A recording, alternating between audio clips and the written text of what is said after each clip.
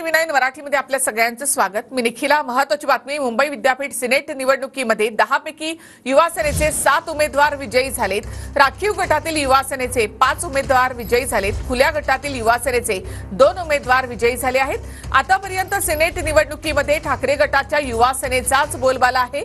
राखीव गटामधून युवा सेनेचे मयूर पांचाळ, स्नेहा गवळी, शीतल देवरुखकर, धनराज कोळचाडे, शशिकांत झोरे विजयी झालेत। तर खुल्या गटामधून प्रदीप सावंत, मिलिंद साटम हे विजयी झालेत। खुल्या गटातून युवा सेनेचे इतर 3 उमेदवार देखील आघाडीवर आहेत। 2018 मध्ये सुद्धा सिनेटवर युवा सेनेचाच डंका होता। 10 उमेदवार युवा सेनेचे होते आणि यावेळेला म्हणजे 10 पैकी 7 उमेदवार युवा सेनेचे निवडून आलेले आहेत। युवा सेनेने खूप मेहनत घेतली आहे। तुम्ही बघितलं असेल की मागे 2022 ला हे इलेक्शन व्हायला पाहिजे होतं, पण याच्यामध्ये राजकीय हस्तक्षेप आणि विद्यापीठाचा जो कारभार होता, या कारभारामुळे इलेक्शन लेट झालेलं आहे आणि हे इलेक्शन होण्यासाठी कोर्टात 2 वेळा आम्हाला जावं लागलं आहे।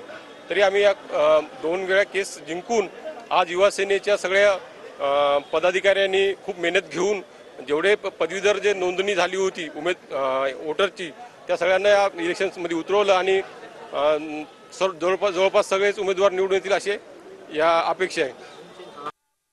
प्रचंड आनंद झालेला आहे। आपण जर बघितलं असेल तर ही निवडणूक होऊ नये म्हणून कोणी कोणी स्पीड ब्रेकर लावला हे मला नवीन सांगण्याची गरज नाहीये, पण या सगळ्या स्पीड ब्रेकरला ओलांडत आम्ही आमचा विजय निश्चित केलेला आहे।